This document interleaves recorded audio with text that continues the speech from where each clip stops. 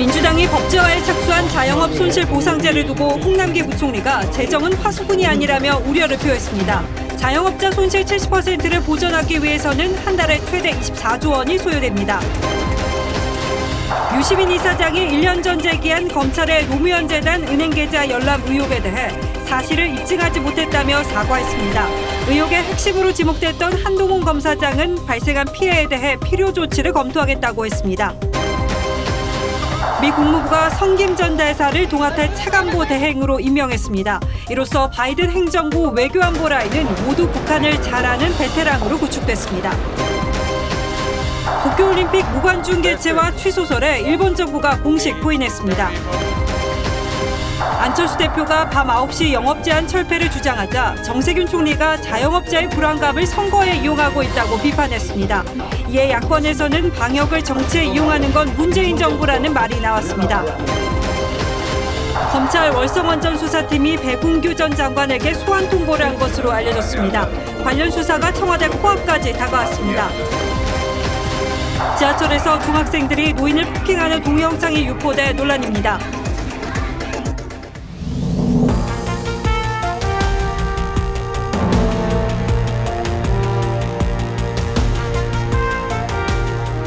안녕하십니까. 뉴스9의 신동욱입니다. 오늘 첫 보도는 좀 복잡하고 미묘한 얘기로 시작해 볼까 합니다. 코로나 때문에 큰 피해를 입은 자영업자의 손실을 법으로 보상하는 문제입니다. 당연히 취지는 좋습니다. 정치권도 원칙적으로는 여야 모두 찬성하는 분위기입니다. 무엇보다 선거를 앞두고 있어서 반대하기는 쉽지 않을 겁니다. 하지만 나라 살림 걱정해야 하는 기재부의 고민 역시 허투루 들을 수는 없는 일입니다. 김용범 차관이 다른 나라에서 사례를 찾기 힘들다고 한 데 이어서 오늘은 홍남기 경제부총리가 재정은 화수분이 아니라고 했습니다. 현재와 미래, 감성과 이성, 정치와 경제가 충돌하는 이 복잡한 다차원 방정식을 어떻게 풀어갈지 지금부터 하나하나 변수들을 짚어보겠습니다. 지선호 기자가 먼저 보도하겠습니다. 우리나라 재정을 책임지는 기획재정부는 자영업자 손실보상법이 필요하다는 정세균 총리의 발언에 얼마 전 난색을 표했습니다. 해외 같은 경우에도 저희가 1차적으로 살펴본 바에 따르면 법제화한 나라는 찾기가 쉽지 않고. 그러자 정 총리는 개혁 저항 세력, 이 나라가 기재부 나라냐며 원색적 비판을 가했고 기재부는 제도화 방안을 검토하겠다며 물러섰습니다. 하지만 오늘 기재부 수장인 홍남기 부총리는 장문의 SNS 글을 통해 소신을 밝혔습니다. 홍 부총리는 손실보상 법제화에 대해 가보지 않은 길이어서 짚어볼 내용이 많다면서 재정은 화수분이 아니라고 강조했습니다. 나라 곳간은 재물이 계속 나오는 단지일 수 없다는 지적과 함께 재정 악화에 대한 우려를 분명히 한 겁니다. 홍 부총리는 과도한 국가 채무는 모두 우리 아이들 세대의 부담이라는 직설적 표현으로 재정 확장의 절제를 강조했고 외국인 투자자의 시각도 소홀히 할 수 없다면서 국가 신용등급 하향 조정 우려도 내비쳤습니다. 하지만 홍 부총리가 과연 정치적 요구에 맞서 재정 당국 입장을 어느 정도라도 지켜낼지를 두고는 의문을 제기하는 시선이 적지 않습니다. TV조선 지선호입니다. 기재부의 반대 분위기에 정세균 총리가 큰 소리를 냈다는 보도가 있었는데도 홍남기 부총리가 반기를 든 데는 이 문제를 보는 시각 차이가 얼마나 큰지를 잘 보여주는 상징적인 장면입니다.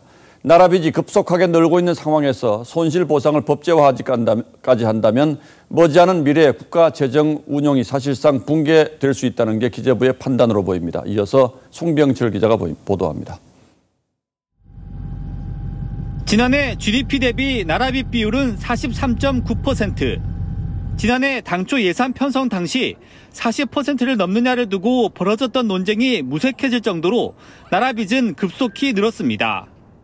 홍남기 부총리는 그 비율이 올해 47.3%, 내년엔 50% 이상이 된다면서 국가 채무 비중의 증가 속도를 경계할 필요가 있다고 지적했습니다.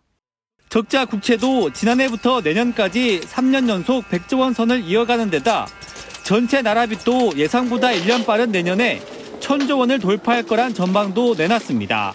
국제 금융시장에서 국가 신인도와 전반적인 자금 조달에 대한 위험 요인이 될 가능성은 있다고 생각됩니다. 여기에다 손실 보상을 아예 법제화할 경우 재정당국의 고유 권한인 예산 편성권이 과도하게 침해되면서 나라 국간 지키기에 최후 보루가 무너질 수 있다는 우려를 한 것으로 보입니다. 국회에서 법을 만들면 만들 수 있죠. 그러나 이제 예산 편성은 물론 이제 정부 소관이에요. 김용범 차관이 법제화한 나라가 없다고 한 데 이어 홍 부총리가 외국 입법 사례를 따져보겠다면서 나라 국간지기 역할은 국민이 부여한 의무라고 한 것도 이런 배경이 있다는 분석입니다. TV조선 송병철입니다. 이런 우려에도 불구하고 여당은 자영업자 손실 보상을 법제화하는 작업에 착수했습니다. 여당이 발의한 법안을 보면 손실액의 70%까지 보전하도록 되어 있는데 이렇게 되면 매달 최대 24조 원이 필요하다는 계산이 나옵니다. 1년이면 올해 예산의 절반이 추가로 필요하다는 얘기죠. 최원희 기자가 취재했습니다. 민주당은 2월 임시국회 처리를 목표로 자영업자 손실보상 법제화에 착수했습니다. 여당에선 제한 조치에 따라 손실액 보전 비율을 달리한 민병덕 의원 발의안에 무게를 두고 있는데 최대 70%를 보상할 경우 월 24조 7천억 원이 필요합니다. 1년이면 올해 예산 558조 원의 절반입니다. 국가의 재정을 풀어 손실을 보상하고 다시 일어설 수 있도록 해야만 다시 국가 재정이 채워집니다.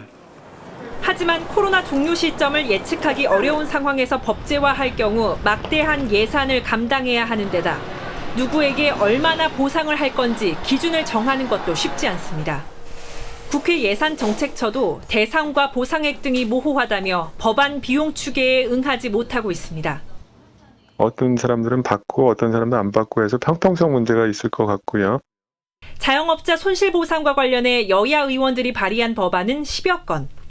최저임금으로 보상하는 안과 손실보상위원회를 구성하는 안, 세금 납부액으로 판단하는 안 등 해법도 제각각입니다.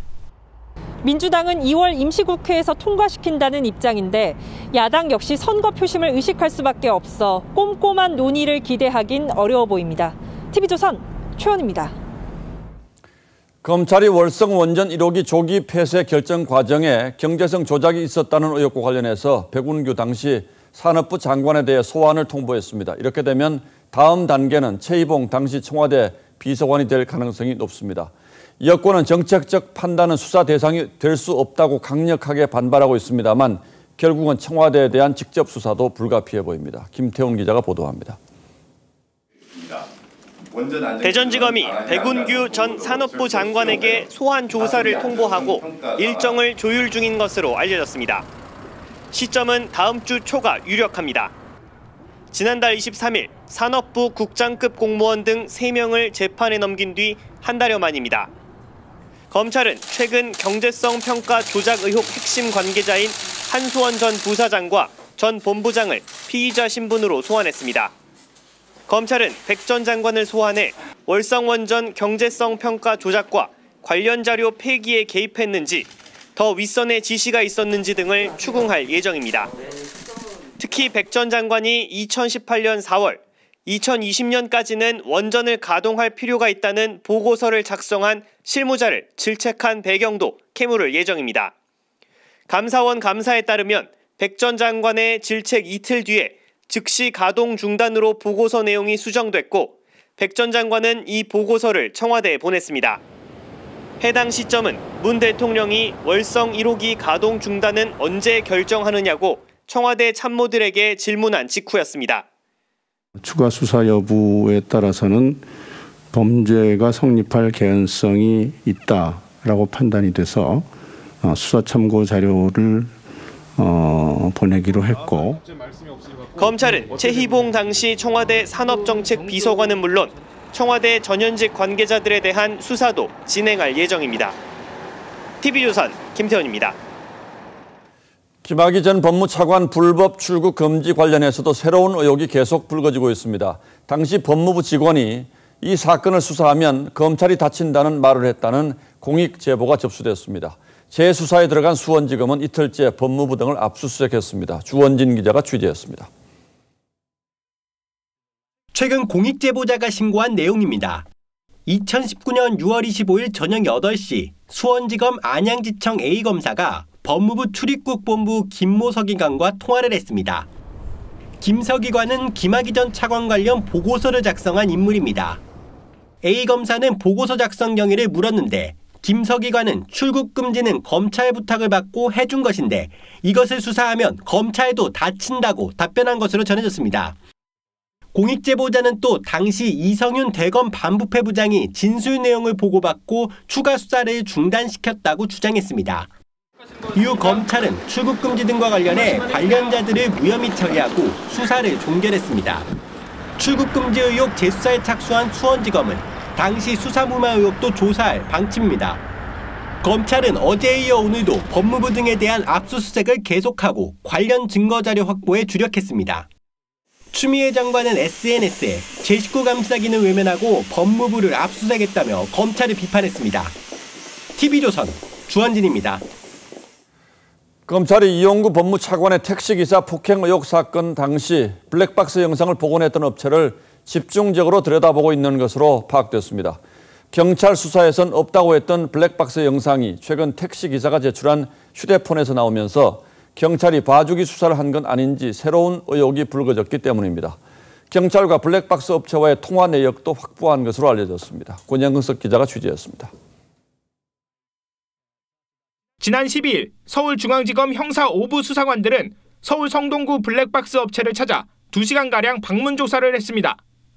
이용구 법무차관의 폭행을 주장했던 택시기사가 지난해 11월 차량용 블랙박스 SD카드 복원을 의뢰했던 곳입니다. 그냥 내가 뭔 말을 하냐고. 그냥 가라고. 검찰은 블랙박스 업체 관계자가 이 차관 사건 담당 경찰 수사관과 3차례 통화한 것으로 파악했습니다. 검찰은 당시 블랙박스 업체 관계자가 영상 복원에 성공하고도 이 차관 폭행 관련 영상을 못 봤다는 취지로 진술한 배경을 집중 추궁한 것으로 전해졌습니다. 이 차관 폭행 사건을 수사했던 서초경찰서 측은 당시 택시기사와 블랙박스 업체 모두 영상의 존재를 부인했었다며 봐주기 수사 의혹을 강하게 반박했습니다. 영상을 못 봤다 자기는 이런 식으로 진술을 해요. 이번은 전혀 다른 내용이기 때문에 이번에 대해서는 법적 대응을 하겠다. 하지만 복구된 택시 블랙박스 SD카드엔 주행 상태에서 이 차관이 택시기사의 목덜미를 잡는 장면이 담긴 것으로 알려졌습니다. 검찰은 경찰의 내사종결 처리 과정 전반을 들여다보고 있습니다. TV조선 권영석입니다. 유시민 노무현 재단 이사장이 조국 사태로 시끄러웠던 지난 2019년 말 검찰이 노무현 재단의 계좌를 들여다봤다는 의혹을 제기한 적이 있습니다. 다들 기억하실 겁니다. 그런데 유 이사장이 의혹 제기 1년이 지나서 돌연 자신이 제기한 의혹을 입증하지 못했다며 사과했습니다. 1년 동안 의혹을 입증할 증거를 찾았는데 못 찾았다는 뜻인지, 그렇다면 증거도 없이 왜 그런 의혹을 제기했는지는 여전히 의문입니다. 유 이사장으로부터 계좌 열람 주체 중 한 명으로 지목됐던 한동훈 검사장은 유 이사장이 1년간 거짓 선동을 했다며 법적 조치를 예고했습니다. 조정린 기자가 보도하겠습니다.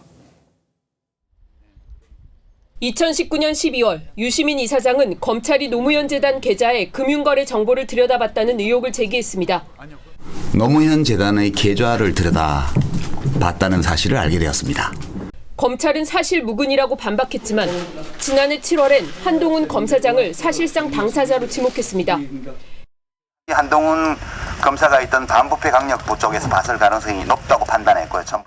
그랬던 유 이사장이 돌연 제기한 의혹을 입증하지 못했다며 사실이 아니었다고 판단한다고 사과했습니다.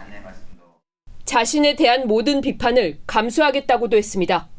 사과 배경을 두고 다양한 관측이 나오는데 지난해 한 시민단체가 한 검사장에 대한 허위 사실을 유포했다며 유 이사장을 고발한 사건이 서부지검에 배당돼 있는 상황과 무관치 않다는 해석도 나옵니다. 한동훈 검사장은 오늘 입장을 내고 유 이사장이 1년간 거짓 선동을 반복해왔다며 필요한 조치를 검토하겠다고 했습니다.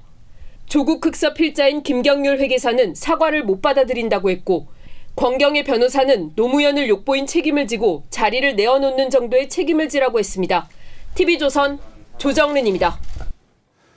싱가포르 미북 정상회담에 앞서 북한의 최선희와 의제를 조율했던 성김 전 주한 미 대사가 바이든 행정부의 첫 동아태 차관보 대행으로 임명됐습니다.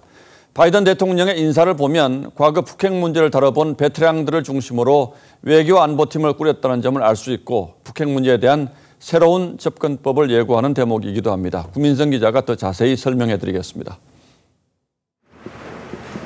조 바이든 대통령이 취임식 당일 성 김 전 대사를 국무부 동아시아 태평양 담당 차관보 대행에 임명했습니다. 서울에서 태어난 성 김은 미국서 대학을 나온 뒤 대북 정책 특별대표, 육자회담 수석 대표를 거쳐 2011년 한국계로는 처음으로 주한 미국 대사를 지냈습니다. 2020년부터는 인도네시아 대사를 맡고 있습니다. 2008년 국무부 한국과장일 때 북한의 영변 원자로 냉각탑 폭파쇼를 참관했고 2018년 싱가포르 미북 정상회담 땐 북한 최선희 외무성 부상과 의제를 조율했습니다. 외교적 해법을 강조하지만 대북 제재에는 강경한 입장입니다. We are committed to using the full range of tools, deterrence, diplomacy, and pressure to make clear that North Korea will not achieve security or prosperity while it continues to pursue nuclear weapons abuse. 성김 대행 임명으로 바이든 행정부 외교안보 라인은 커트 캠벨 백악관 아시아차르, 토니 블링컨 국무장관, 웬디 셔먼 부장관 등 북한을 잘 아는 베테랑들로 채워지게 됐습니다.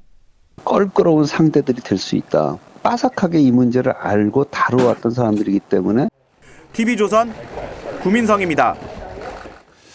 이제 자연인으로 돌아간 트럼프 전 대통령은 단 하루 만에 뜻밖의 난관에 봉착했습니다. 수백억 원을 예치했던 은행들이 줄줄이 계좌를 폐쇄하는가 하면 사업 매출도 뚝 떨어졌습니다.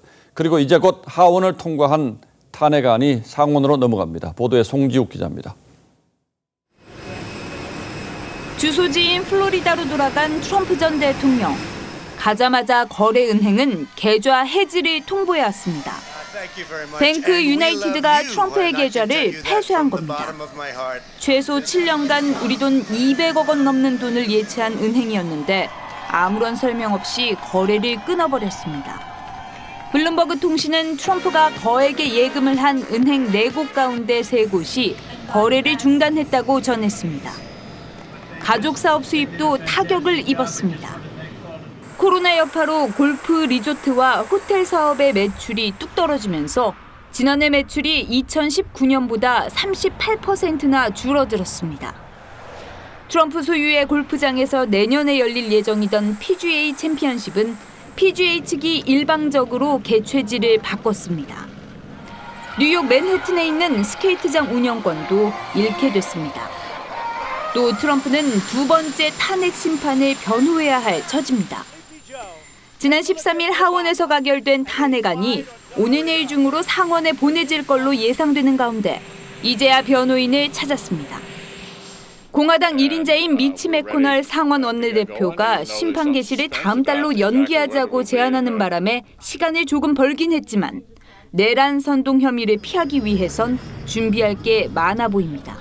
TV조선 송지욱입니다. 바이든 대통령이 코로나 강력 대응을 선언하면서 취임 하루 만에 코로나와 관련한 행정명령만 10개를 내렸습니다. 앞으로 미국에 가려면 코로나 음성 증명서를 받아야 하고 미국에 도착하자마자 곧바로 격리에 들어갑니다. 워싱턴 연결해서 더 자세한 내용 알아보겠습니다. 자, 최우정 특파원. 네, 워싱턴입니다. 이 정도면 사실상 외부에 대해서 빗장을 걸어 잠그는 셈인데 상황이 매우 심각하다고 보는군요. 그렇습니다. 바이든의 행정명령은 절박함에서 나왔습니다. 현재 미국의 누적 확진자 숫자는 2,500만 명을 넘었고 사망자 역시 42만 명에 달합니다. 바이든은 2차 세계대전 당시 미국의 사망자 숫자보다 많다면서 모든 행정명령은 전시작전이라고 강조를 했습니다. 격리와 관련한 행정명령은 가능한 범위까지 자가격리시키고 당국의 지침을 준수해야 한다는 내용입니다. 미국에 입국하려면 음성 확인서를 받고 또 도착해서 격리 생활을 2주 정도 각오해야 합니다. 언제부터 적용할지는 언급하지 않았는데 질병예방센터가 세부 지침을 정해 곧 발표할 걸로 보입니다. 그런데 미국은 백신 접종한 지가 벌써 한참 되지 않았습니까? 효과가 없었습니까? 그렇습니다. 백신 접종을 시작한 지 한 달이 넘었는데 이 속도가 예상보다 많이 느립니다. 바이든 인수위에 참여했던 한 관계자는 굳혀서 쓸만한 것이 없다. 사실상 다 새로 짜야 한다. 이렇게 토로를 했다고 합니다. 트럼프 행정부의 백신 접종 계획이 제대로 만들어져 있지 않다는 이야기입니다. 그래서 바이든은 우선 백신을 어떻게 유통하고 접종하고 있는지 파악하라고 지시했습니다. 알아야 고칠 수 있기 때문입니다. 또 검사량을 대폭 늘리기 위해 코로나 검사위를 구성하기로 했습니다. 바이든은 취임 100일 이내에 1억 회분의 백신을 접종하겠다고 공언해왔는데요. 이를 위해 연방재난관리청에 지역별로 접종센터를 만들라고 지시했습니다. 연방기관과 민간업체가 총동원돼 보호장비와 주사기 등을 생산하게 하는 행정명령도 발령했습니다. 취임식의 여운은 조금씩 가시고 있습니다. 이 도심에 있던 군병력들은 대부분 철수를 한 상태입니다. 비상사태는 해제가 됐고 이곳 워싱턴에는 주방위군 6천여 명이 남아 만약의 상황을 대비합니다. 워싱턴에서 전해드렸습니다. 예, 워싱턴 최우정 특파원이었습니다. 이렇게 백신 접종에도 불구하고 코로나 사태가 앞으로 상당 기간 지속될 것으로 예상되면서 일본 정부도 혼란에 빠졌습니다. 한 해를 미룬 도쿄올림픽을 어떻게 해야 할지 이제는 결정을 해야 할 때가 됐기 때문입니다. 취소할 거란 외신 보도가 나오자 총리가 곧바로 부인했고 무관중 대회를 검토한다는 얘기도 흘러나왔습니다. 그야말로 우왕좌왕 대혼란 상태로 보입니다. 장동욱 기자입니다. 올림픽을 1년 연기한 일본 정부. 정상 개최를 위해 시즌 중 프로야구장에서 실제 관중을 받아 코로나19 대책 효과를 검증하는 실험까지 해가면서 개최 의지를 불태웠습니다. 하지만 일본 내 코로나19 상황이 심각해지면서 11개 지역에 긴급 사태가 선포되고 하루 확진자가 연일 5천 명대를 넘기는 상황. 일본 정부의 도쿄올림픽 구상도 혼란에 휩싸였습니다. 영국 더 타임스는 일본 여당의 고위 관계자를 인용해 정부 내 올해 올림픽 개최가 어렵다는 공감대가 있다면서 일본은 대회를 취소하고 2032년 올림픽 유치를 노릴 계획이라고 전했습니다. 정상 개최하겠다는 토마스 바흐 IOC 위원장의 발언 하루 만에 정반대 보도가 나온 겁니다. 일본 정부는 즉각 부인했지만 무관중 개최 방안도 거론되고 있습니다. 혼란스러운 상황 속에 민심도 돌아섰습니다. 일본 NHK 설문조사에선 80% 가까이가 올림픽을 미루거나 아예 취소해야 한다고 답했습니다. この状況だと選手とかどうせ迎えられないから中止でいいと思います。そのお金をコロナ対策に使った方がいいと思います。 코로나19가 기어이 지구촌 최대 스포츠 축제인 올림픽까지 감염시키고 있습니다. TV조선 장동욱입니다. 계속해서 국내 코로나 상황 살펴봅니다. 신규 확진자가 2달 만에 300명대 중반 아래로 내려왔습니다. 국민들, 특히 자영업자들의 거리 두기 완화 기대감이 커지는데요.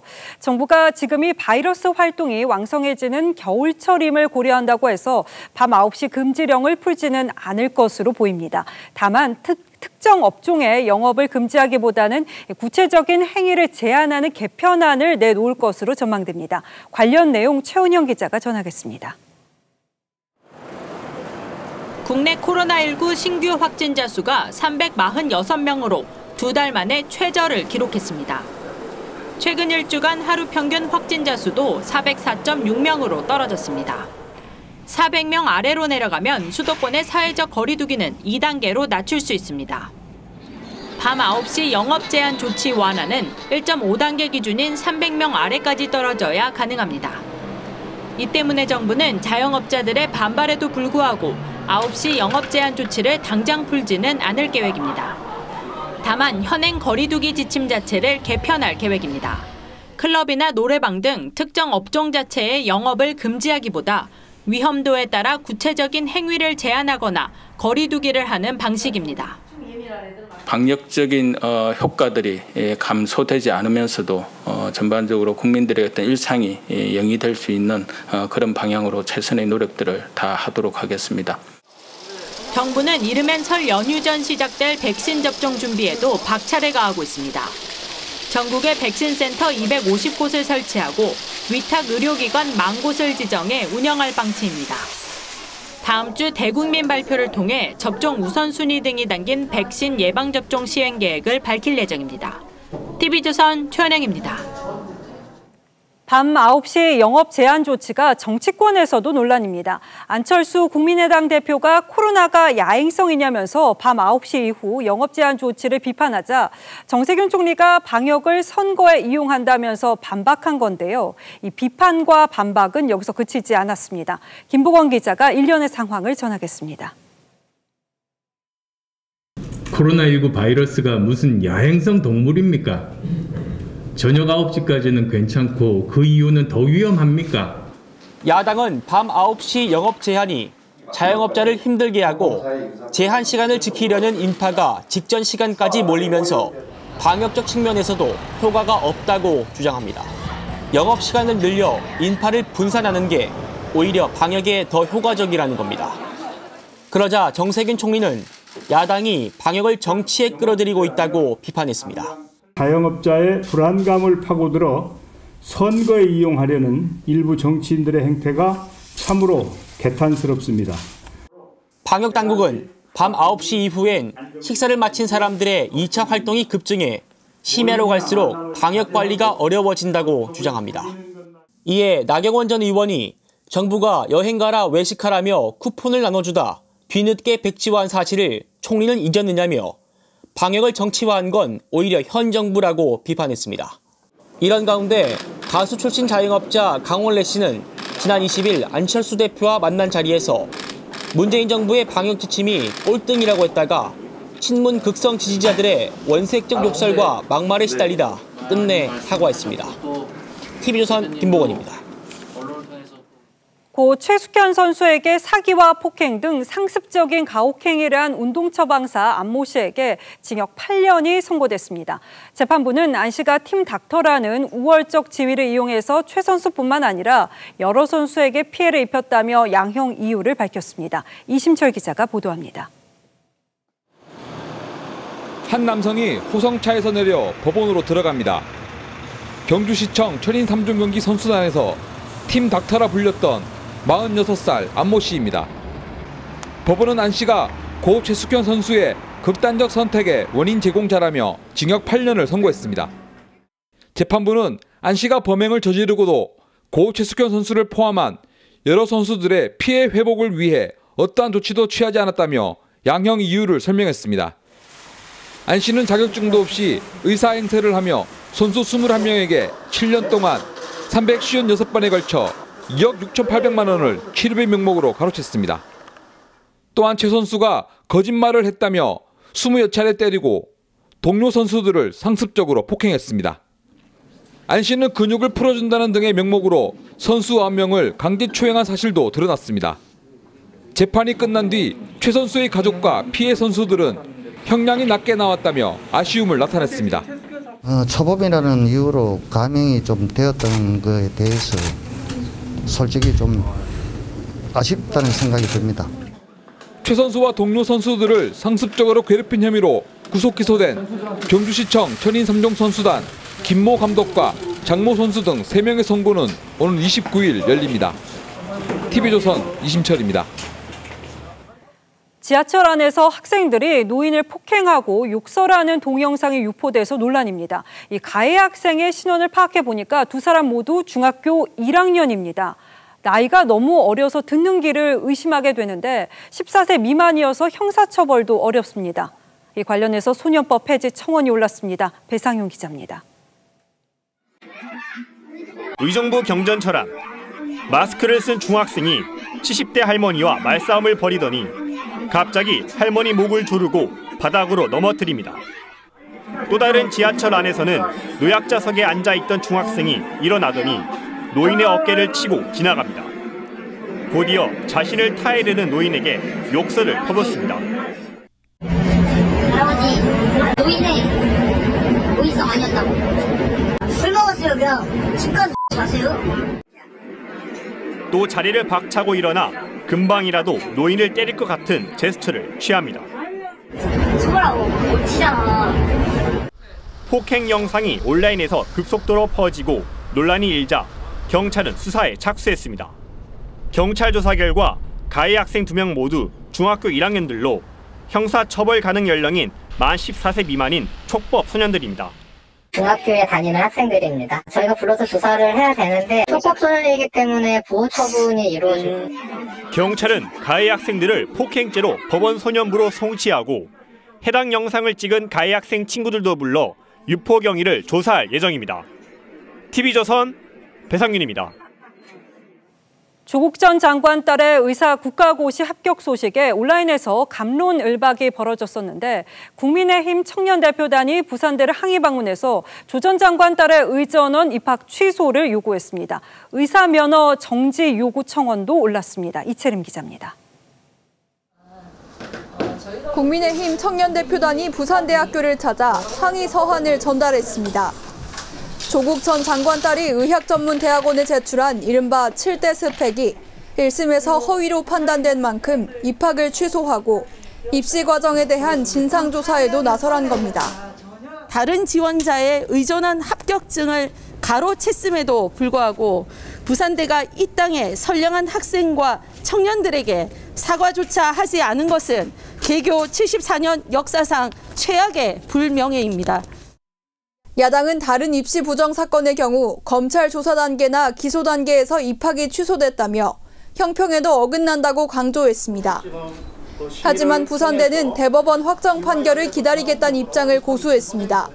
최종 판단이 나올 때까지는 지금 이제 우리 학교에 재학하는 학생으로서 그 학생의 권익을 일단은 인정해 주자라는 그런 취지로만.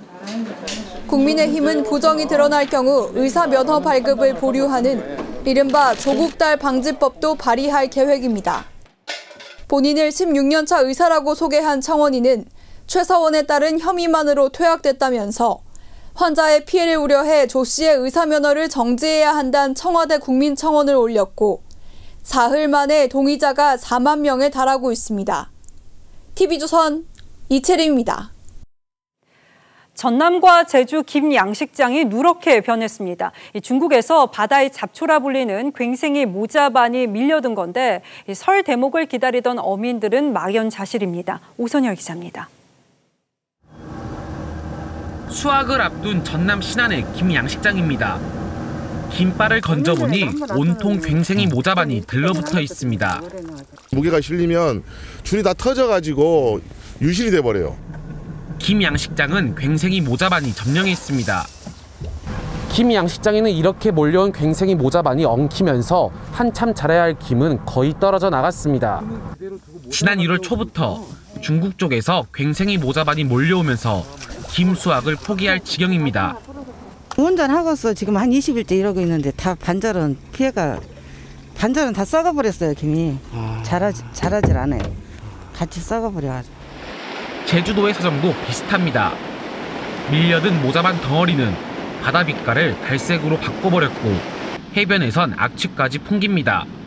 올해 유난히 이게 많은 것 같아요. 그리고 제주도 바다의 깨끗한 이미지의 그 냄새도 그렇고 바다 색깔도 그렇고 이게 참 이쁜데 냄새가 좀 안 좋더라고요, 올해.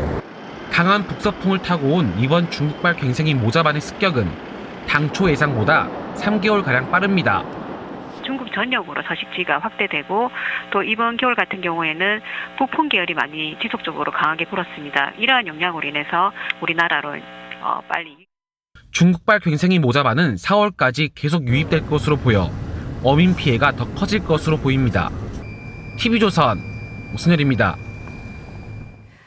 코로나로 전자기기 등을 이용한 비대면 세상이 좀 더 빠르게 우리 생활 전반에 들어섰죠.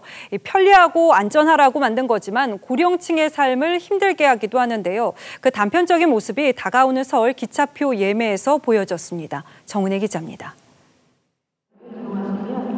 역사 안에 긴 줄이 늘어서 있습니다. 대부분이 고령층입니다. 애들한테 고래인 건 하나 깔아놨는데 해보니까 눈도 어둡고 그래가 잘 안 되더라고요. 앱을 이용하면 1분이면 될 예매를 3시간이나 걸린 어르신도 있습니다. 몰랐지, 그냥 왔지. 아니 오니까 3시간 기다리라 해서 12시 와가지고. 코레일은 코로나 때문에 창구 예매 비중을 전년보다 절반 이상 줄였습니다. 20년 넘게 가게를 운영하고 있는 오석환 할아버지는 사람들이 생필품까지 온라인으로 주문하면서 매출이 급격히 줄었습니다. 매출이 2만 원, 입금이 4천 원이야. 젊은 사람들은 인터넷이나 뭐 이런 걸로 하는데 이제 나이가 먹었으니까 그런 것도 안 되고. 30년간 세탁소를 운영해온 노부부는 소상공인 버팀목 자금 온라인 신청에 애를 먹고 있습니다. 이 문자 보시고 아직까지 못 하신 거예요? 네. 몰라요. 애들이 다 있고 이런 거 인터넷 하는 거 아니에요? 주위에 도움을 청할 사람조차 없는 어르신들은 결국 담당 기관을 찾을 수밖에 없습니다. 어떻게 하려고 하는지 전화가 연결이 안 돼가지고 찾아오게 된 거죠. 코로나19로 비대면이 가속화되면서 고령층의 삶이 힘겨워지고 있지만 디지털 격차를 줄일 정부 대책은 보이지 않습니다. TV조선 정은혜입니다. 다음 뉴스입니다. 국내 1위 배달 앱에서 빠른 배달 순과 배달 요금 낮은 순으로 음식점 순위를 매겨서 논란입니다. 윗자리에 노출되기 위해서는 결국 배달 요금을 낮추고 속도 경쟁을 할 수밖에 없는 일이어서 배달원들의 안전을 위협한다는 비판이 많습니다. 유주현 기자입니다. 국내 최대 배달 앱입니다. 메뉴에 배달 빠른 순을 누르면 배달 속도가 빠른 업체가 상위로, 배달 팁 순을 누르면 배달료가 저렴한 업체부터 주르륵 뜹니다. 지난 14일부터 이런 정렬 기능이 도입되면서 음식점주들의 불만이 커지고 있습니다. 악성국이나 아니면 이제 별점 테러 등에도 이제 신경을 써야 되는 피로감이 쌓여 있는데요. 기존에 내는 광고료뿐만 아니라 배달 팁을 기존에는 반반씩 부담하는 거를 업주들이 부담해야 되는 금전적인 부담감이. 배달 속도 경쟁이 도입되면서 배달원의 안전사고 위험성이 높아진다는 지적도 나오고 있습니다. 사고 위험은 항상 많죠. 뭐 아무래도 더 빨리 탈 수도 있고 여러 가지 뭐 신호라든가 이제 그런 데서 이제 뭐 불법을 할 수도 있고 하긴 하는데. 자영업자와 배달 종사자들을 피눈물 나게 하는 행위라는 청와대 청원글에 2,000명 넘게 동의하기도 했습니다. 소비자들의 의견은 엇갈립니다. 소비자들 입장에서 생각을 해보면 더 빨리 오면 더 좋고 그래서 천천히 와도 될 것 같고 배달하는 사람이 먼저라고 생각해요. 배달앱 측은 소비자 선택권이 늘어나 결국 업주에게 도움이 된다고 밝혔지만 10여 년 전 배달원이 사망했던 피자 30분 배달의 교훈을 잊어서는 안 된다는 목소리가 나옵니다. TV조선 유지연입니다.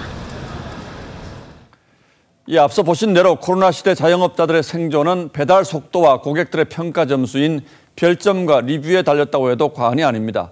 식당은 별점과 리뷰 하나하나에 울고 웃고 또 소비자들은 소비자들대로 불만도 많아서 과연 이런 무한 경쟁이 누구에게 도움이 되는 것인지 따져보겠습니다. 자, 윤슬기 기자. 네. 뭐 예전에도 식당 다녀와서 후기 같은 거 올리지 않았습니까? 그런데 최근 들어서 특히 더 이 별점 리뷰에 서로가 예민해진 이유는 뭡니까? 네, 무엇보다 이 배달 문화가 코로나 이전과 이후로 달라졌기 때문입니다. 예전엔 집 주변에 자주 주문을 하는 식당 위주로 배달을 시켰죠. 맛이나 서비스가 익숙해 갈등도 드물었습니다. 그런데 배달앱 등장 후 이 소비자들이 선택할 수 있는 식당의 범위는 크게 늘었죠. 반면 식당에 대한 정보는 없다 보니 먼저 맛을 본 다른 소비자들의 평가가 이 선택의 큰 기준이 되는 겁니다. 예, 뭐 개인적으로는 저도 이 별점 보고 사실은 주문하는데 소비자 입장에서는 나쁠 게 없지는 않습니까? 네, 먼저 이 배달앱 화면을 자세히 보면 별점이 높을수록 화면 상단에 위치할 가능성이 높아져 소비자들의 선택을 받기 유리해집니다. 예. 실제 소비자의 62%가 이 노출 순서의 기준은 별점 리뷰가 높은 순위라고 생각을 하는 것으로 나타났습니다. 그러다 보니 별점 하나에 소비자와 식당 간에 팽팽한 신경전이 펼쳐지는 거죠. 소비자들 입장에선 맛이 없어 다 버렸다, 음식에 머리카락이 나왔다, 주문한 콜라는 어디 갔느냐, 이런 불만을 표시할 유일한 창구가 별점과 리뷰인 셈입니다. 반면 식당 측은 이 별점 1점 준 고객을 고소하고 싶다, 맛없다고 쓰레기통에 음식 버리고 사진 찍어 올리면 어떡하냐, 악성 소비자 때문에 장사 접고 싶다, 이 같은 하소연을 인터넷에 쏟고 있습니다. 자, 그러니까 실제로는 서로 다 불만이 있을 수밖에 없는 그런 제도군요. 그럼 실제로 이 별점이 높은 순서일수록 화면의 상단에 표기가 됩니까? 반드시 그렇진 않습니다.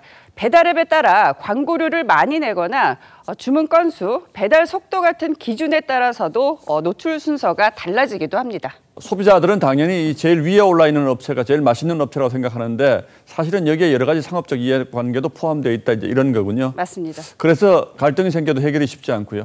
그렇습니다. 별점과 리뷰란 결국 식당 A에 대한 소비자 B의 주관적인 평가를 소비자 C에게 알리는 방식이죠. 그런데 A와 B 사이에 갈등이 생기면 이 당사자들끼리 해소하는 게 우선인데 여기에는 이 절차가 없습니다. 전문가 얘기 들어보실까요?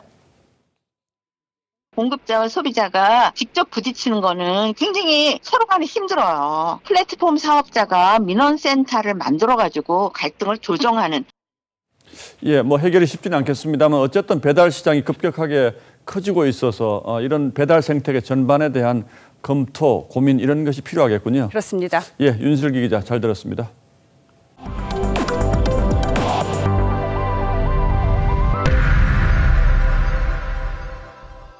지금부터는 정치권 소식입니다. 박영선 전 장관과 우상호 의원 간의 2파전으로 압축된 민주당 서울시장 경선은 권리당원 여론조사 비중이 절반이나 돼서 친문 표심이 중요한 변수가 됩니다.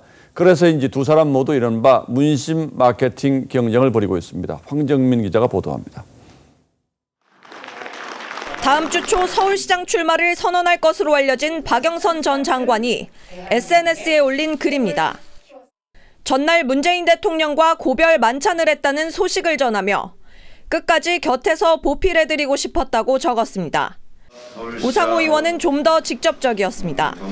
문재인 대통령이 투표권이 있다면 당연히 저를 찍을 거라고 생각하는데요. 그런데 이제 같은 86그룹 출신이자 문 대통령 초대 비서실장이었던 임종석 전 실장과 함께 찍은 사진도 SNS에 올렸습니다.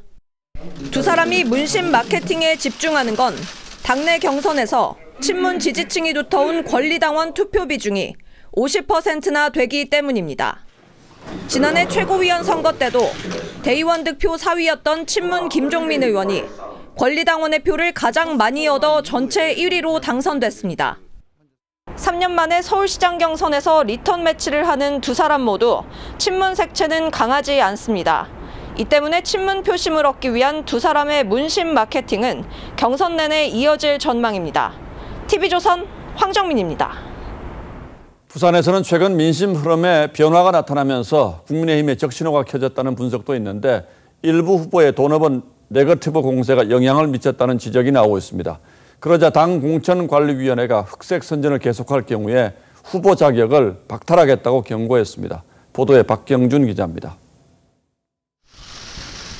부산시장 보궐선거 예비후보로 등록한 국민의힘 이현주 전 의원은 최근 SNS에서 같은 당 경쟁자인 박형준 전 의원의 도덕성 문제를 거론했습니다. 민주당이 박 전 의원에 대한 X파일을 갖고 있다는 얘기가 시중에 파다하다고도 했습니다. 과거 선거 때도 등장했던 흑색 선전이라는 평가와 함께 부산 지역 의원들이 자제를 당부했지만 이 전 의원은 지도부 곳곳에도 문제를 제기한 것으로 알려졌습니다.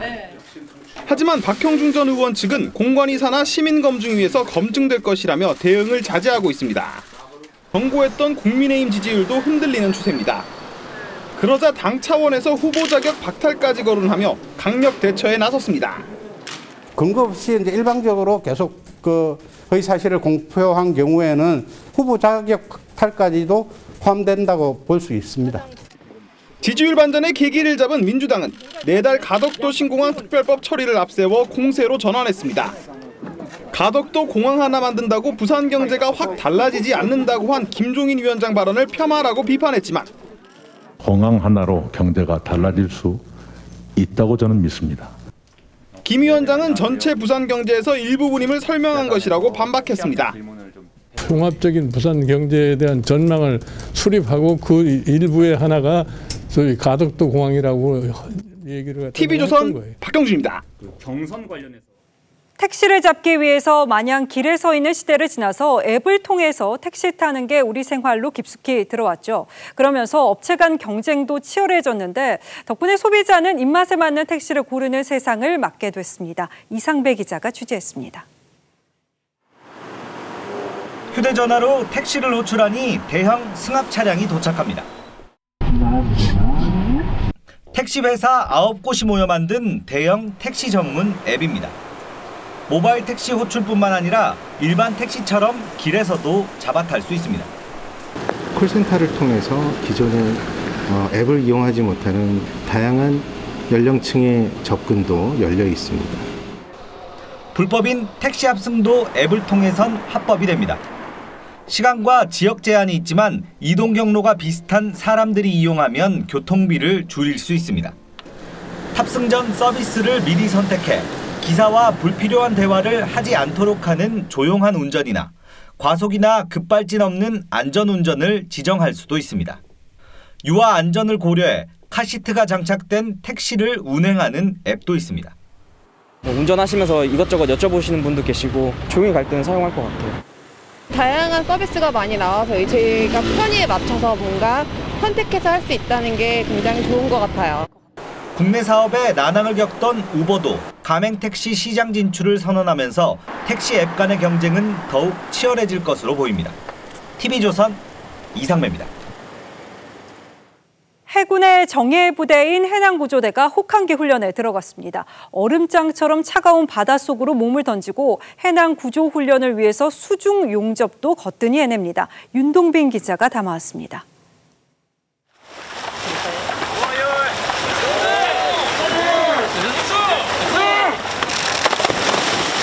해군 해난구조대원들이 얼음장 같은 겨울바다에 뛰어듭니다. 대원들은 오른손으로 바닷물을 튀기며 해난구조대 군가를 부릅니다.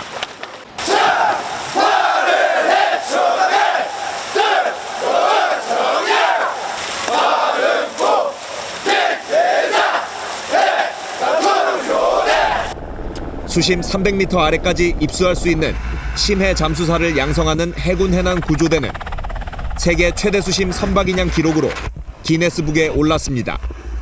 1998년 동해에 침투한 북한 잠수정부터 서해 페리오, 천안함, 세월호 등 수많은 사고 선박을 인양하고 인명을 구조했습니다. 이번 훈련 마지막 날에도 수중 용접으로 구멍을 메우고 육지로 배를 끌어내는 타공 봉쇄 인양 훈련을 진행했습니다. 언제 어디든지 달려가 국민의 생명과 안전을 지킬 수 있는 구조작전 태세를 확립하겠습니다. 매년 해오던 알통구보는 코로나 상황을 감안해 트레이닝복을 입은 채 거리를 두고 진행했습니다. TV조선 윤동빈입니다. 코로나로 무료 급식이 끊어져서 추운 겨울 배를 고른 취약계층이 늘었는데요. 한 종교단체가 무료 급식소를 열어서 온기를 전하고 있습니다. 영세상인을 살리는 것이기도 해서 의미를 더합니다. 임서인 기자입니다. 명동성당 안쪽 옛 개성여중고 샛별관에 마련된 급식소. 염수정 추기경 주례로 현판식과 축복식이 열렸습니다. 그러니까 먹는 사람도 그 밥을 지은 사람의 그 마음을 생각하면서 먹을 수 안다면 말이야. 거기만 해도 굉장히 큰 사랑의 그 나눔이랄까 이런 걸 우리가 볼 수 있어요. 천주교 서울대교구가 운영하는 노숙인 무료급식소 명동밥집. 일주일에 3번 대기업이 비용을 지원하고 인근 영세식당에서 하루 500여 개의 도시락을 만들면 명동밥집이 노숙인들에게 전달하는 형태로 첫 발을 뗐습니다. 희망을 주고 우리도 희망을 받았지만은 그래서 저희도 희망을 주는 거죠. 그분들이 회생할 수 있는 기회가 되지 않을까. 왜? 고기 볶고 밥 짓고 포장하고 7 영세식당에서 정성스레 만든 도시락은 단순한 한 끼 식사를 넘어 코로나19로 힘겨웠던 인근 식자재상에게도 힘이 되고 있습니다. 재료를 더블로 사게 되니까 이제 상생하는 거죠. 요즘에 너무 힘든데 고기를 이제 계속 주문해 주니까. 도시락 나눔을 이어가다 코로나19 상황이 개선되면 실내 급식을 시작할 예정인 명동밥집. 추운 겨울 따뜻한 나눔의 밥이 소외된 이웃은 물론 사회 전반에 따뜻한 사랑을 불어넣고 있습니다. TV조선 임서인입니다.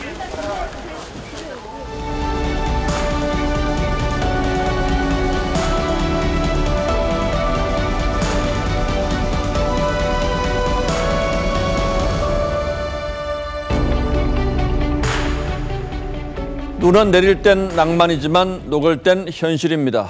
도시에 내렸다 녹는 눈을 시인은 문드러진다, 진물 흘린다고 했습니다. 지난밤 백설공주를 덮었던 순백의 그 눈부신 살갗이 한나절도 안 돼 해골을 다 드러내며 녹는다. 눈 그치고도 며칠씩 뒷골목은 질척입니다. 응달에는 시커멓게 먼지 뒤집어 쓴 얼음판이 엎드려 있습니다. 그나마 마른 길바닥은 입가에 허옇게 말라붙은 침처럼 버짐처럼 드문드문 소금투성이가 됩니다. 그러던 어젯밤 겨울비가 내렸습니다. 밤 깊도록 숨죽여 도시를 적시며 눈의 잔해들을 씻어냈죠. 하지만 미세먼지는 가시지 않았습니다. 오늘 종일 안개, 연무와 뒤섞여 희뿌연 하늘이 답답했습니다. 지난주 조국 전 장관 페이스북에 지지자들이 첨부해 딸의 의사고시 합격을 축하한 사진입니다. 그는 이 게시물을 하루 만에 비공개로 바꿨습니다. 정경심 교수 1심 재판부는 딸의 입시 스펙 7건이 모두 거짓이라고 판결했습니다. 하지만 부산대가 관련 조치를 미루면서 의사 자격을 얻게 된 겁니다. 정유라 씨 부정 입학이 드러나자 이화여대는 최순실 씨가 기소되기도 전에 입학을 취소했습니다. 서울대도 딸의 논문을 대필시킨 사립대 교수가 기소되자마자 딸의 입학을 취소시켰습니다. 그런데 부산대 이 판이한 대응은 왜 무엇 때문일까요? 경찰 수사를 총괄 지휘하는 국가수사본부 초대 본부장에 지원했다는 한 변호사 소식도 우리를 당혹해 했습니다.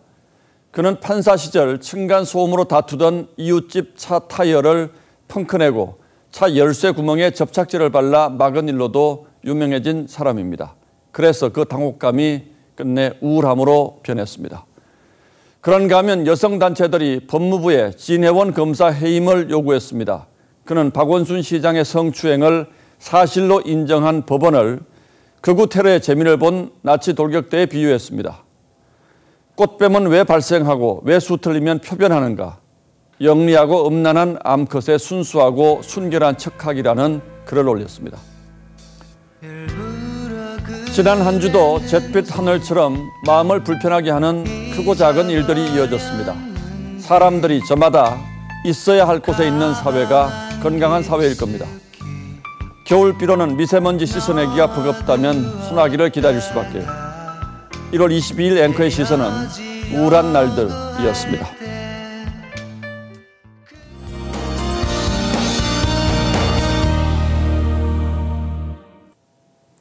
이번 주말에도 맑은 하늘 보긴 어렵겠습니다. 남부 지역은 내일부터 일요일 새벽까지 비가 내리겠고요. 동해안 지역은 일요일까지 눈이나 비가 예상되고 있습니다. 중부 지역은 흐리기만 하겠고요. 비가 오는 곳도 양이 많지 않겠습니다. 전반적으로 우중충한 날씨다라고 보시면 되겠는데요. 다만 강원 산간으로는 30cm가 넘는 폭설이 예상되는 만큼 주의를 하셔야겠습니다. 그 밖에 염두에 두셔야 할 건 짙은 안개입니다. 특히 내일 오전에는 200m의 앞도 보기 힘든 곳이 있겠고요. 기온은 서울과 대구가 10도, 전주와 광주는 13도까지 오르겠습니다. 이렇게 당분간 큰 추위는 없겠고요. 다음 주 화요일에는 남부 지역에 비가 또 한 번 내리겠습니다. 날씨였습니다. 1월 22일 금요일 뉴스9는 여기서 모두 마치겠습니다. 시청해주신 여러분 고맙습니다.